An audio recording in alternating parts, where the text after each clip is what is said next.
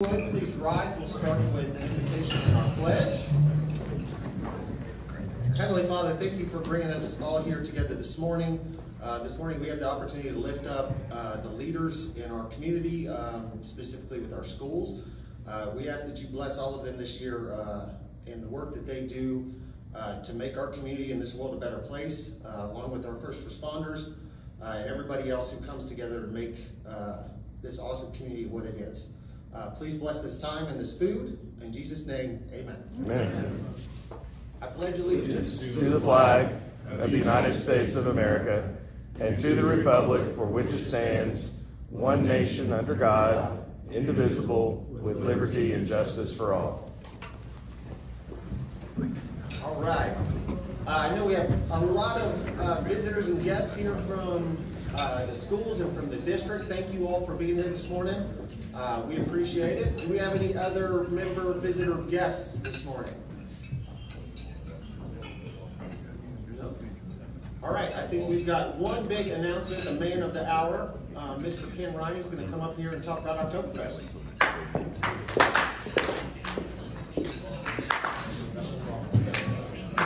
Some of you may have noticed on your way to the meeting this morning that the Oktoberfest banners are up around the neighborhood on the street lights. So that means it's really happening. So our pre-sales went live yesterday on the website. So the entry wristbands, food and beverage tickets at a discount are now live on the website. We already have a lot of traffic. So send people to our website, encourage them to buy their wristbands and their tickets ahead of time. That can be found at our website, lhofest.net. Also, you're seeing a big social media push. So please share, like, post to other groups that you're in around the neighborhood as Oktoberfest Dallas, Facebook, Instagram is posting their stuff out. October 1st, this year's headliner is Corey Morrow with opening acts The Damn Quails and Hooks and the Huckleberries. As y'all know, this is our largest fundraiser. This is what allows us to provide these college scholarships for these high school seniors, to provide community grants. We need manpower and we need money. So we thank you for heeding our call last week about volunteers. We have made some progress on volunteer signups. We're still at about 50%. So if you have not signed up for a shift or two, please go to look at the newsletter from this week and it will take you to our sign up genius. Most importantly, it's probably no surprise to anybody that our expenses are up this year, along with everything else in the world. Typically, we're seeing about 10 to 20%, in some cases a lot more. For example, the shuttles that we use have increased by 100% this year. And so we really need your help with getting some sponsors in. No sponsors too big, no sponsors too small, even donations. And speaking of donations, you'll see on your table, as you recall, we always ask for Friends of Oktoberfest.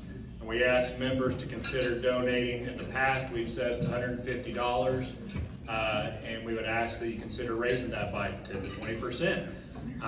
But there's a QR code on your table that will take you straight to the donation portal on our website to make a Friends of Oktoberfest donation. And please feel free to share that with anybody who would like to make a donation. So thank you all very much. The committee's been very hard at work. And so keep that volunteer sign up coming and keep that money rolling in. Thank you all.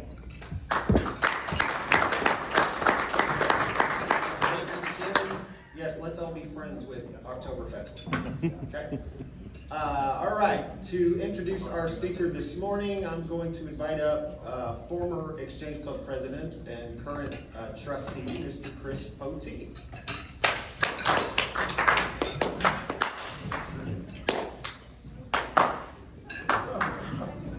All right, thank you.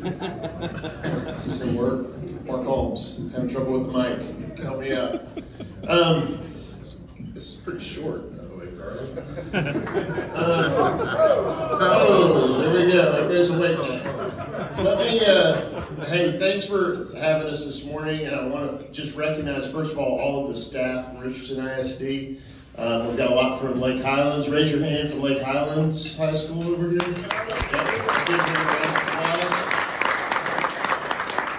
And then if you're with Richardson ISD outside of Lake Highlands High School, raise your hand so we recognize you as well. That's our superintendent's posse over there. Whatever we're over there. So support. She brings support with her. Have support, we'll travel. So I appreciate the opportunity to introduce our speaker this morning. First of all, I appreciate, I'm just closed out first year as a trustee on the board, and I know a lot of the support was from this neighborhood and from a lot of people in this room, and I want to say thank you for that. It's been a very dynamic first year, lots going on, and that's kind of what led us to the great opportunity to have our speaker this morning. Ms. Branum has been with the district since, what did we land on, 2014. So she came over from Coppell ISD. She's in her 25th year, I believe, of education. And I just wanted to kind of give a little background. She was our deputy superintendent through last year, and then when we had an absence of the superintendent in December, the board asked her to volunteer as an opportunity to be our interim superintendent, and she jumped at the opportunity. So what that ended up being was about a 7-month interview for a superintendent. 8 months, yes, who's counting, right? And what we decided as a board, to take you back a little bit, is based on the dynamic landscape in the area, we knew that we had to do a full-fledged search for a superintendent. We hired a consultant to kind of guide us through the process. We had over 20 applicants for it from all over the state and outside the state. And we went through an interview process. This was about a 3-month process that we went through. And like I've told people, we had some good candidates. We interviewed some really good candidates. But Ms. Branum was a great candidate, and she was the right person for our ISD. And so we were really thrilled that she was so interested to continue her career with our ISD. She'll probably tell you she's got 2 kids in our ISD right now, and she's actually got a son that is an employee at our ISD as well over at White Rock. And so her roots run deep within the district, and we really appreciate that and appreciate her commitment to the district. So without further ado, I will introduce the 20th RISD Superintendent, Ms. Tabitha Branum.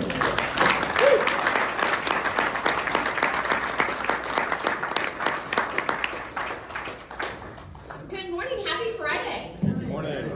Go Wildcats, are we going to win tonight? Yes. I may have texted Lonnie Jordan this morning and told him we needed him to bring home a win tonight. Well, it is my honor to be here with you tonight, and I am, it's hard to believe that I'm actually starting my 9th year in the district. And I have loved every single moment of this experience. Even so much that I did move my family here, and so I have 4 kids. My oldest is now a coach at White Rock. He is an elementary PE teacher, and from what I'm hearing, he may take me over in popularity. Coach B is becoming quite the rock star. He did get in trouble his 2nd week of teaching. He was walking through the cafeteria and the kids started chanting, "Coach B, Coach B," and he was like, "Yeah!" And the counselor kind of looked at him and said, "Now you try to get them quiet down." But he is loving every minute of it, and he is finding out how special it means to be a part of the Wildcat family and be a part of Lake Highlands. I have, my 2nd son is actually a grad student at A&M. He is working on it is college day, and I will be putting on my maroon. And he is actually wants to be the next Ken Hutching rider and run a hospital someday. My daughter is a junior at Pierce, and she is a cheerleader and loves all things high school. She's having the best experience. She only has one college that she will be applying to. That is also Texas A&M. And then we have a 2nd grader who is actually, I know, it's all with the same dad, y'all. It's all at the same time. I have a 2nd grader who is at Spring Creek Elementary, and so we have 3 learning communities communities represented. I have all three, so I feel like I have my pulse on what's happening across our community. And then, believe it or not, my parents were getting older, and so they moved in with us, and my dad did not love retirement. He was a techie for Honeywell for a very long time, and he wanted something to keep him busy, so he's actually a campus technology assistant at Greenwood Hills Elementary. So, like, we are all in. So even if the board tries to get rid of me, like, good luck, because I've got lots more Branums running through this community. My husband's also an educator. He is the Chief Technology Officer at Region 10 Educational Services, so he provides support through over 100 districts across the North Texas Metroplex. So I just share that to share, like, that's our heart. This is what we do. I love what I do. Even throughout the 8-month, 5-stage interview process, I've never had to buy so many suits in my life. There was always, I came to every day with a sense of gratitude, because I know what it means to be responsible for 37,000 students and 6,000 employees. And it brings me joy every day. It brings me joy to see what our teachers, what our educators, what our central staff, to get to support them. It's an honor of my lifetime. And I take it so very seriously. And I hope that after 10 more of these first year breakfasts with the Exchange Club, 10, 12, 15, however long they will have me, that we will look back and say that we did great things together, because that is who I am and what I'm about. So I'm going to try to talk briefly. Mr. Poteet may have sent me a text last night, and he was like, don't use so many words, because they're going to want to ask you questions. So I'm going to try to heed that advice, because he does evaluate me. So I'm going to try to heed his advice and keep this under my normal loquacious self, but we'll see how that goes. That was a good SAT vocabulary word. It's not working. And it's not working. That was not part of the interview process. There I am. I hate that picture. When you look up and you see yourself, you're like, oh. The important thing about this is, and I'm going to beg you, please to follow me on Twitter, not because I'm trying to have more Twitter followers than Rachel McCowan, who please acknowledge Rachel, who is in the audience today, and our Lake Highlands trustee. But really, one of the best ways that I hope you will help me to really understand what is happening across our district and to celebrate our employees is through some of our social media platforms. Sometimes, I know this is shocking, sometimes social media platforms cannot always be positive in the way that they are talking. I know, that doesn't happen here.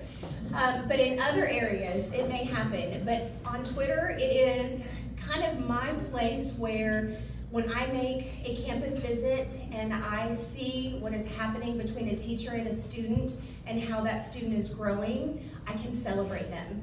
And when the community begins to celebrate those individuals, it fuels our teachers more, maybe not more than their paycheck, but, and I see Carrie Jones smile, like, it fuels them to know that they are seen. That they are seen and they are recognized. So I hope that you will follow me on Twitter and help me celebrate our team. These are just my priorities.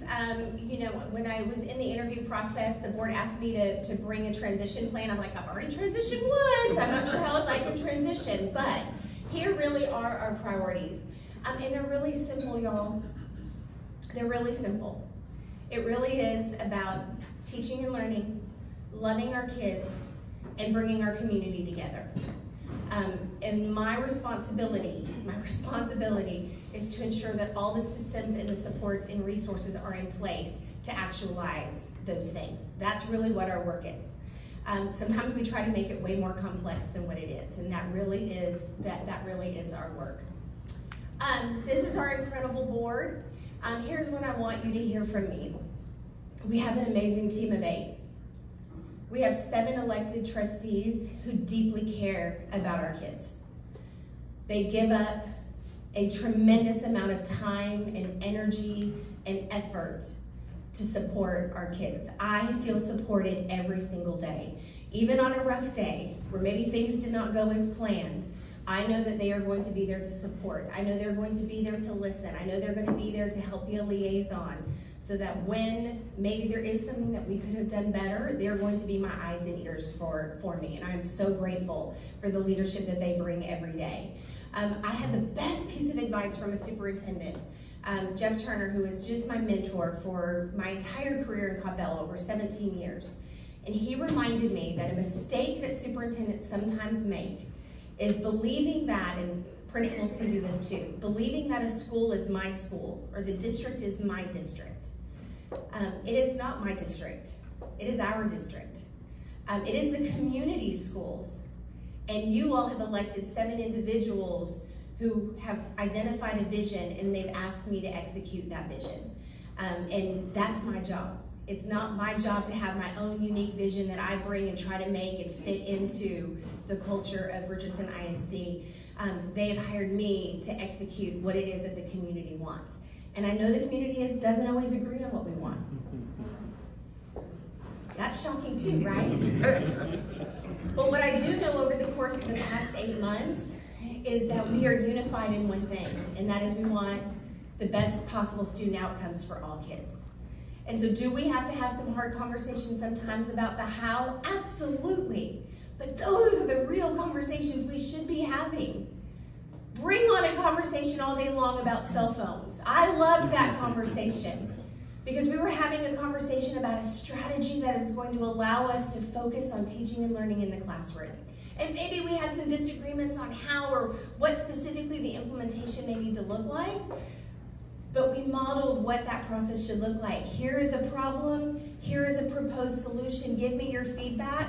Now let's get to the other side and see what implementation looks like. And I'm so proud of that work. So thankful for our board. Just want to show you these. Sandra Hayes is our Assistant Superintendent of Operations. Dr. Gibbons is our Assistant Superintendent for Administrative Services. Give it up for them.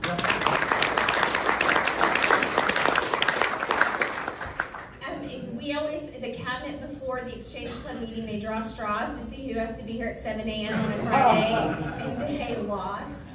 But actually they are here because they both have a specific expertise that they're bringing on a topic that you all might have questions about, i.e. maybe construction.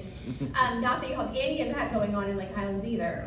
But I'm so thankful for this team. Really, they make my job so easy. These are true experts that love our district and love our community, and they are invested in everything that we do. But if you have a problem and you don't like something, just call one of them.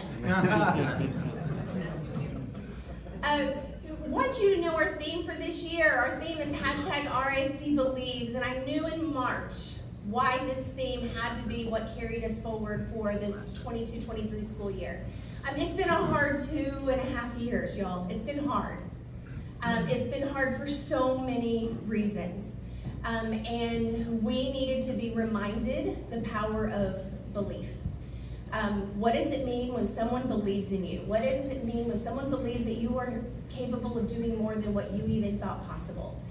And I needed an explicit way to communicate to our team that I believe in them, I believe in our kids, I believe in our community, and I believe we can move together as one unit working towards kids. And that's, if you see all of our Twitter, if you see our communication, it's real. The belief is real. And you and how you support us, how you provide scholarships, support, you recognize our kids every month, you recognize their character, those things demonstrate belief. And believe it or not, our 16-year-olds, sometimes they can't see beyond their nose. And so they need to be reminded daily that someone believes in them, because they might be experiencing something outside of the school environment that is telling them differently. And so the fact that you do what you do for our kids, that is how you show belief. That is how you show belief in our district. That's how you show belief in our kids, and I thank you for that. Every child, every day. Every child, every day. The staff is probably rolling their eyes because they are sick of hearing me say every child, every day. This is who we are and what we're about. If you ask any one of our staff, what do we do? We're about every child, every day. How do we ensure that every child at the end of every day leaves better when they came in, socially, emotionally, and academically? That's our charge. To do that, our central office staff, we have to support every teacher every day, every leader every day. How are we growing? You all should be holding me accountable for at least a year's worth of growth for every student, at least a minimum. I have 174 days with your kids. I have 164 now left. Every day they have to grow. That's what you should be holding us accountable for. Some of our students may need 15 months of growth, some of them may need 18 months of growth based upon where they are in that learning continuum.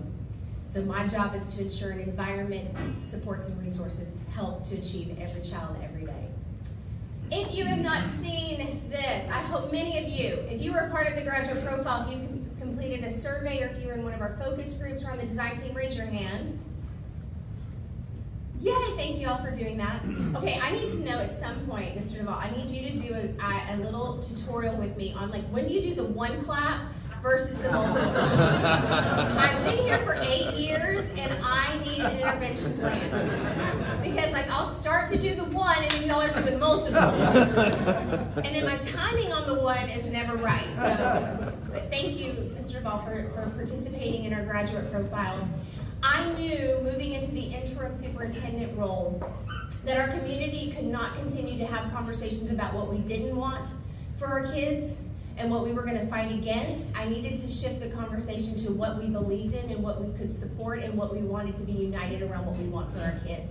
And that's what the graduate profile does. This is what over 3,500 community members in some fashion came around and said, here are the skill sets, the mindsets that we want to ensure every student walks across the stage and has a diploma, has these skills so that they can be successful for a future that we know they have to create. Regardless if they're going directly into industry, into the military, or they're going to a 2-year, 4-year, or license or certification program, they need to have these skill sets.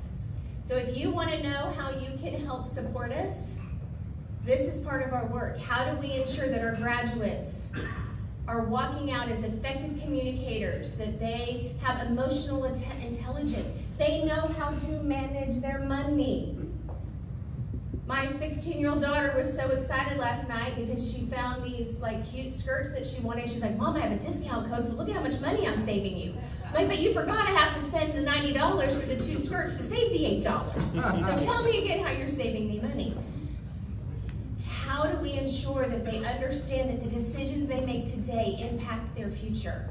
And especially when those, bless their hearts, those frontal lobes just aren't quite fully created yet. And so that is our work. These are our graduate outcomes, tools to succeed in their choice of college, post-secondary training, and or career post-graduation.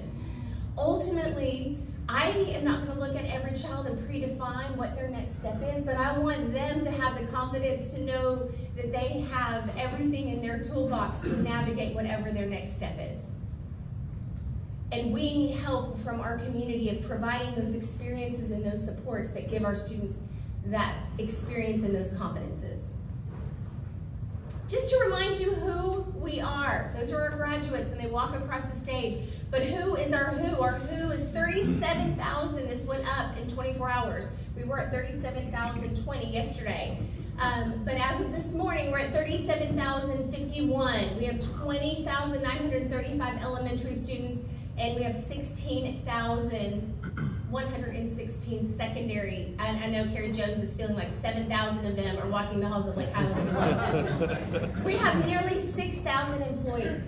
I think sometimes our community doesn't fully realize what it is that we ask our public education system to do. We transport over 9,000 students every single day. Because of our magnet programming and students with special education who may have significant needs, we may take students not just from their feeder pattern, but we take them across this district.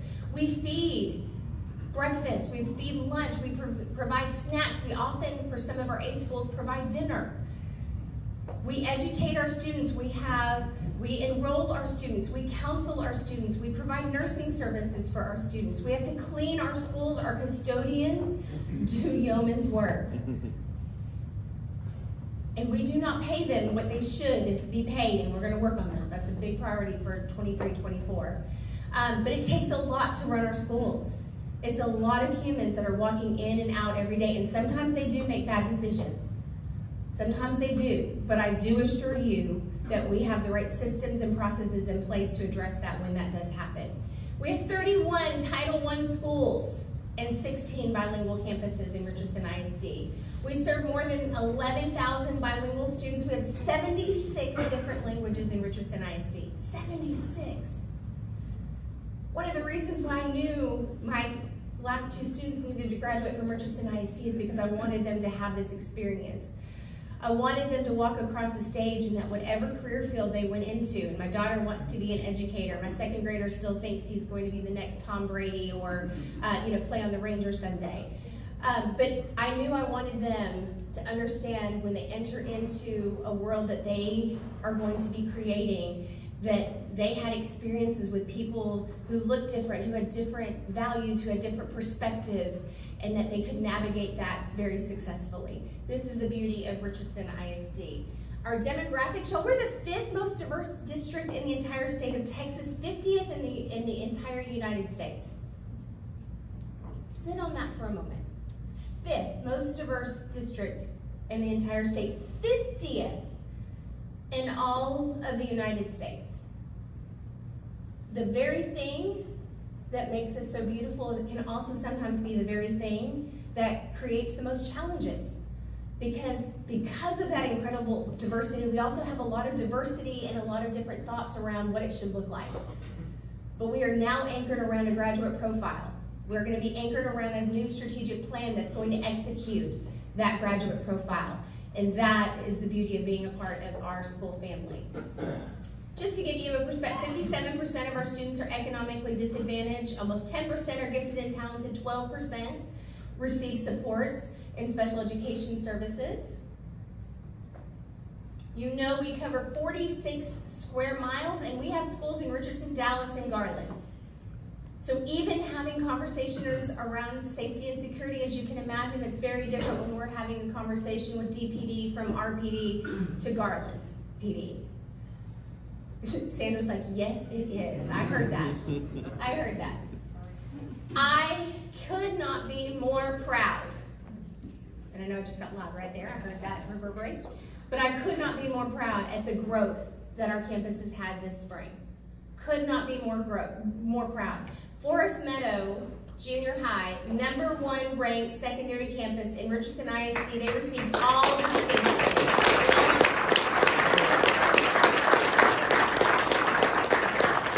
All of them. When I got here 8 years ago, and I'm going to be real with y'all, and the board mate is like, oh, this is when they get scared, when I say I'm about to be.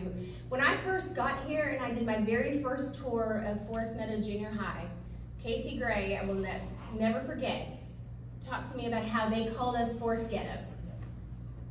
I was horrified. I walked around that school and this is not, what are you talking about? This is not Forest Ghetto. This is an amazing place. It's an amazing school with amazing kids, with amazing teachers. And I said, we are going to work together to change the perception and to change the legacy, and that is what has happened in 8 years. The #1 ranked secondary campus in the entire district. The growth at Lake Highlands High School, not just in star performance on the EOC, but in AP scores, on our ACT scores, across the board we saw increases. And that is not because of me. I love Jenny Bates, and she's our executive director for the Lake Highlands Learning Community, but that is because of the teachers in the classroom, and it's because of the principals and the assistant principals every day supporting our teachers.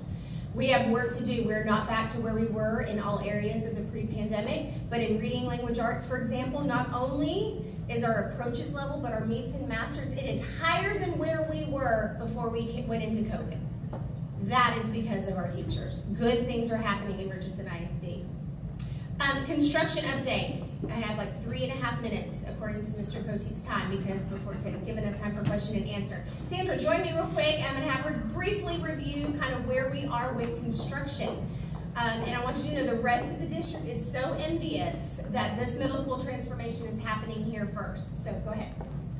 Forest Meadows doing a major renovation. It's a 2-year project. It's going to be ready for August of 2024. We had some difficulties with the city of Dallas getting some permitting that we needed. I know that's a surprise.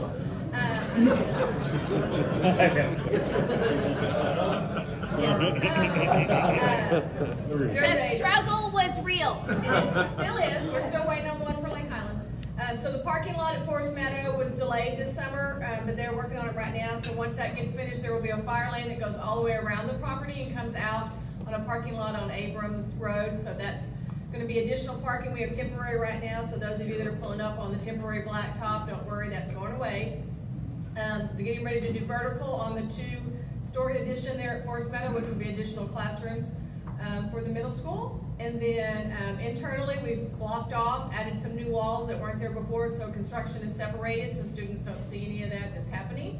The school is functioning well. We've got a temporary entrance on the southwest corner now for everybody to come in. It is a double buzz-in. We kept all the security. We did have to add portables at Forest Meadow in order to accommodate the students, so we have portables on the north side and then one on the west side for teachers and staff. So I feel like everything is running well at Forest Meadow. Happy to take questions on that. This is the construction timeline. Again, we're going to be finished summer of 2024, pending any kind of unforeseen emergency that we can't control, which is a lot.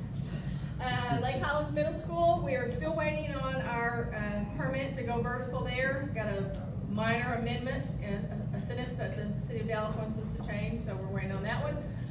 But we are doing all of our groundwork, getting all the utilities moved, getting ready to do our groundbreaking ceremony next Tuesday at Lake Highlands Middle School. It's going in between the existing school and where the track used to be.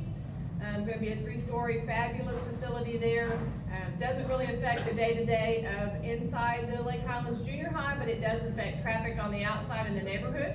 So we're monitoring that and working with Nick to make sure that that goes as smooth as possible. Again, it's going to be ready for school to open in August of 2024, and then we demo the existing Lake Highlands Junior High and finish the site work out that fall. So it's December of 2024 before that site is hopefully 100%. So. You were awesome, thank you. Give it up for Sandra Hayes. Her and her team have navigated this process, and you know, believe it or not, these are not our only 2 construction projects. Brentfield, Mohawk, JJ Pierce, Big Springs, all of them are still under, renovation. Big Springs we're finishing up, but her and her team manage all of this brilliantly. Believe it or not, we're heading into a legislative year. We really have simplified what it is that we are going to be advocating for, and it really boils down to 3 things. One is safety and security. And I think it's really important that you hear when I say safety and security, I'm not just talking about the hardening of schools. That's one part. You all know that we are in Safety and Security Week in Richardson ISD. If you have a student in the district, raise your hand. I want to see you. Thank you for being a parent in Richardson ISD. I don't know, my husband looked at me the night before last, because again, we have 2 kids, and he's like, if I get one more text message or email about you did a whole drill, we get it, you did a whole drill, but I'm like, that we're trying to communicate, and because we need your help at home. We need you to have those conversations. Safety and security is about it is about ensuring that our physical plant is safe for our students. You need to have trust that you're sending them to a place. We are doing things like every week. Our principals are doing a sweep of all of our exterior doors, making sure that they are locked. The state of Texas will be launching this month. They will be doing random checks of our building to see if they can access our building, even though they do not have clearance. And so lots of ways that we're being held accountable for the physical hardening of our schools. But the other, for me, the most important thing that we need to continue support from our legislator and from funding is around the trauma-informed care and the mental health of our students. I'm going to tell you the situation, and I won't give the school, but the challenges of our kids are real. The alarm goes off at one of our schools in the middle of the night. We see on the security cameras that there is someone walking the halls. We deploy police department. The police department get there, come to find out it is one of our students that is living in a group home and feels more safe staying and sleeping in our building than going to their group home. That's one story. That's one story. I could give you 10 of students that we have just supported this week. That's just one. And to think that that student the next day can just walk into class and focus on physics and not need additional support and need people that can remind that student that we believe in that student, we are mistaken.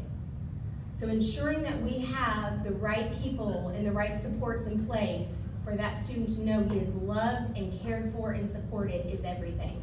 And we need additional support from Austin we can't provide all that we need to provide. We don't have the expertise to provide all that we need to do for our students who are coming from trauma-filled experiences, but we know with the right resources we can.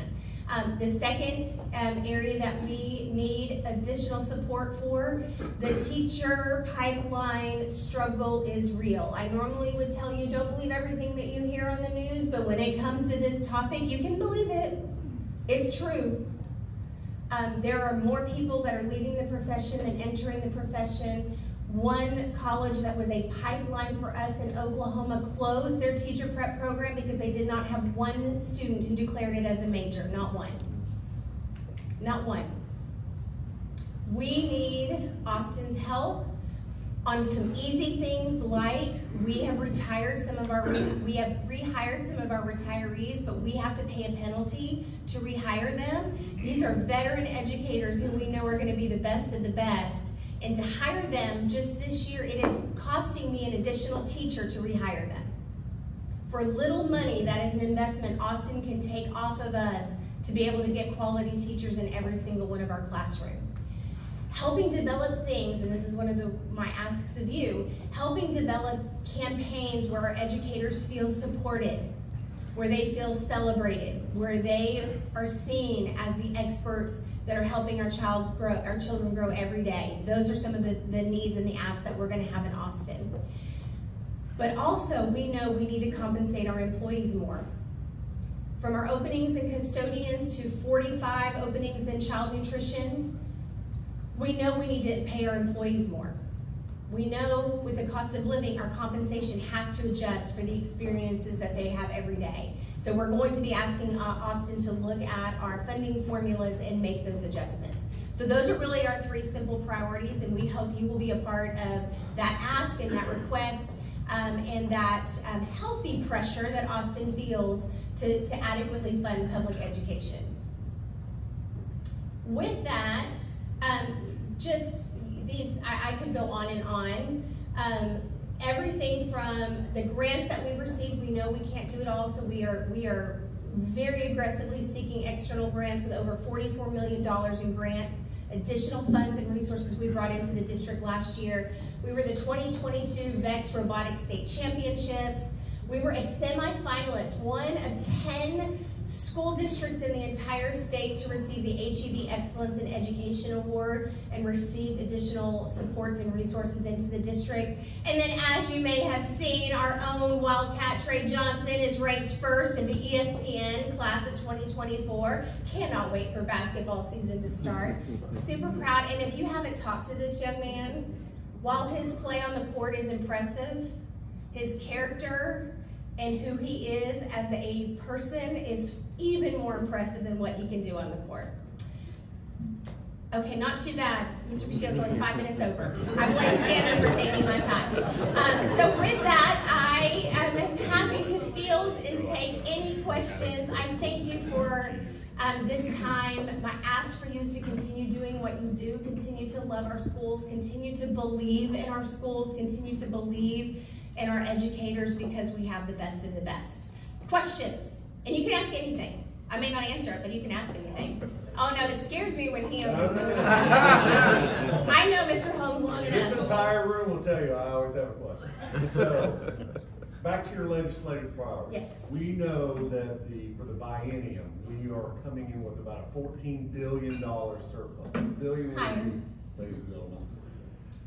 What else should we be, I know we have a simplified message, but what else should Texas public education be asking for outside of the simple message? I noticed John Turner got out of here before I got to his lawn. What else should we be asking for in addition to what do our public schools need, especially our ISD? Yeah, and I know I'm going to sound redundant with this, but we need resources. While House Bill 3 4 years ago made some adjustments, there were so many caveats to the spending of those funds that we saw a small increase, but we've not had an increase in 4 years. So just the price of the fuel to run our buses, the food costs that we are experiencing, trying to pay, we raised the teacher's salary to $57,000. Most of our area districts are starting teacher salary $60,000. So to increase that teacher starting salary to be competitive, our custodians right now, a starting custodian, and y'all, I'm gonna be real, a starting custodian makes $10.50, they can go to Dallas ISD and make $15. We need additional resources. We need adjustments made in the funding formula so that we can take care of all the things that it means to educate our kids. And we need to continue to advocate for, and I am a big fan that parents need to identify the right place for their kids to go to school, whether it is a parochial school, a private school, a charter school, but not at the expense of public education. So we will be loud against vouchers and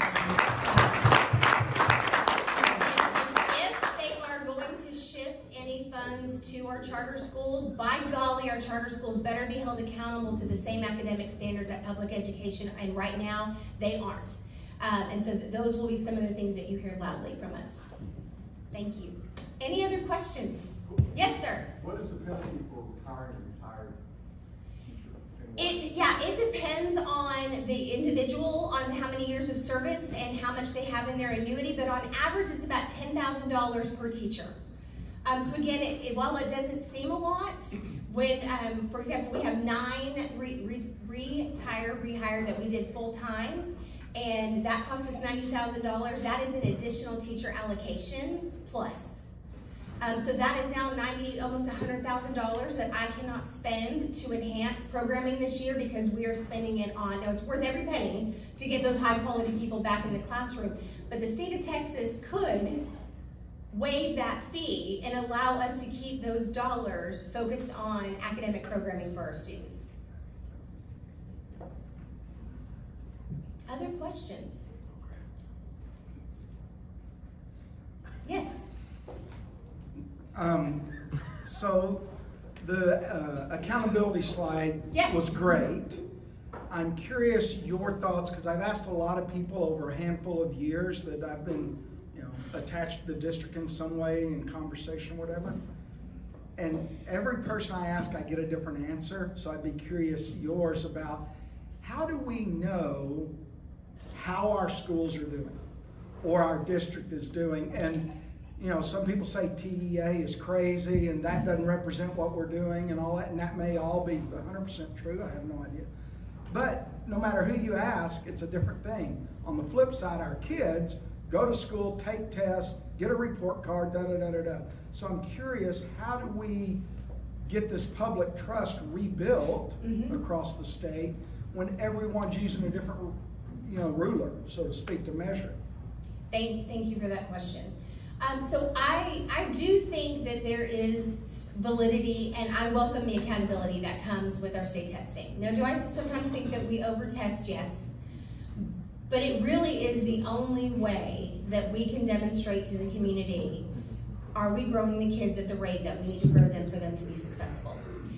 So for me, there are 2 measures that I'm going to loudly communicate to the community over and over again around how we're growing kids. One is our MAP testing. MAP for me is so important because I'm just going to use my 2nd grader. My 2nd grader is reading at a 4th grade level. If he just takes regular STAR, he's going to score well on it, and he could maybe be growing a year's worth or maybe not, and we really wouldn't know because every year he's just going to do fine on STAR. But guess what? He deserves to grow at least a year, just like every other student does. MAP is the only instrument that I know takes a student where they are, and it measures whether or not we are really growing that student from their current level, whether they're above grade level or not, because it does adjust to where they come in and they start questioning. So MAP testing and STAR. Now, the challenging part, and probably why you get a different answer every time, is I shared with you 50 slides of all the things that we do, and none of those things are captured in state accountability or in our MAP testing. The fact that we provide extracurriculars and co-curriculars, that we have ACTEC students who are soaring in that we have mock trial, that we have students we have 29 students that are projected to graduate this year from Lake Highlands High School with an associate's degree while also earning their high school diploma. None of that is really captured in that report card, so to speak. And so I think out of our strategic plan, one of the things that the board and our team is going to be looking at is how do we develop a local report card? How do we communicate to the community? How is White Rock and how is it performing next to another elementary that maybe looks similar to it? Do they have the same opportunities? Do they have the same experiences? Are they growing kids at the same rate as another school does? And that, I think, is a conversation that we need to have as a community. Part of the thing that I want us to be held accountable for is how well we're engaging our parents. One of the things I've heard loud and clear in the last 2.5 years is our community wants to be involved. And how can we do that, and how can we report those opportunities that we're providing? So I think that's probably why you're getting, it's hard to quantify learning, and then add on, it's hard to quantify all the things that we do for kids, but we're sure gonna try to figure it out. Thank you. Thank you for that question. Any other questions for me? Yeah, I've got one. Yes, sir. So my daughter graduated from RISD, the school district. She's in college now at University of Houston, but when she was going through school, there was an amazing amount of homework, and I understand the challenge of trying to balance this out, but it got to the point where she was up late every night working on things like that. Can you talk a little bit, and I know I'm 4 years out of having a child in RISD, but can you talk a little bit about the homework balance and the aspects of also trying to achieve education and growth? That, if we could figure out that question, I could retire tomorrow, because I would be a consultant across the nation telling districts how to do it. That was a struggle I had as a teacher. How do I provide opportunities for students to do independent practice at home, but in a way that did not consume them and in a way that didn't cause them to be unhealthy with that balance. Also knowing that the level of support for doing that independent practice at home is very different from home to home. And what resources and availability a parent may have to support that homework. So I think our secondary campuses have worked really hard, and one of the reasons why, and I know this, I don't even want to say this word because I'm sure some of you have very strong feelings about it, but one of the reasons why the block schedule for us was so important. Because we knew we wanted to give students opportunities to start the independent practice in that 90-minute block, so that it's not, I'm going to talk at you for 45 minutes or 50 minutes, here's the worksheet, go home and do it and bring it back tomorrow, and good luck if you understood it or not. Versus, I'm going to share my information, it may be a lecture, it may be some kind of learning experience I give, you're going to do some independent work while I'm still in the room so you can ask me questions. Do we have it right yet? No. But I encourage our parents to continue to give us feedback, because that's how our amazing campus administrators, if we have a teacher that's sending home 2 hours a night, we need to know that. But on average, a high school student, if they have an hour to an hour and a half, that would be max that I would ever want them to see. Because they are involved in so many other things, and they may be working, and there may be so many other factors. He stood up, and I take that as my time that I'm supposed to be. I know that's the proverbial hook. But again, thank you. I'm happy to stay around if y'all have any individual questions. My cell phone number, and I give this to everyone, if you want to get out your phones, you're allowed to have your phones out now. I won't take them. But my cell phone number is 214-869-3884. My request for you is, if you hear something or if you're reading something on social media and you're like, is that true? Or is that really happening? I beg you to send me a text or call me. I promise you, I will be real with you as I have today. I will let you know, well, actually that is true, and here's how we're addressing it, or no, that did not happen. I want to have that relationship and that partnership. If you ever want to send me an email or a text message that you would love to sit down for 30 minutes for coffee or just to talk about what's happening in schools, maybe concerns that you have, that's who I am and the relationship I want to have with you. So thank you to the Lake Highlands Exchange Club. Thank you for believing in me, our team, and our kids, and our campuses. I so appreciate you. I will stop now. Thank you. Happy Friday.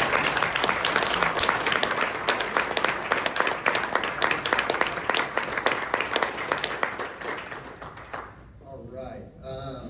Couple of quick reminders. Mr. Riney and his OFEST mission. The QR codes are on the table. I want to thank all of the RISD staff that's here this morning. Thank you to Mr. Poteet for his introduction, and also thank you, Rachel, for being here. Rachel McGowan, another one of our trustees who Chris forgot to introduce when he was and thank you, Superintendent Branum. I think our message as the Exchange Club to all of the RISD staff in the room this morning is we are here to support you. It's an open door. Please tell us what we can do in our part to just support you guys in the mission. It's so critical what you guys are doing. So thank you. And y'all feel free to come back next week. We are going to work on our clapping lessons. So with that. Cup. Underneath the podium. Cup. Oh, I didn't know we were doing that. We've got a little gift for you. Oh, yay! Sit around, you can have a sit. Sorry, Okay. Like for each year, do I get, like I can have like a whole set? Right. Make it bigger each year. You're welcome. Awesome. Thank you. I'll take a selfie and tweet about it. Yeah. With that, y'all have a great Friday, and we'll see you at Wildcat Ranch tonight.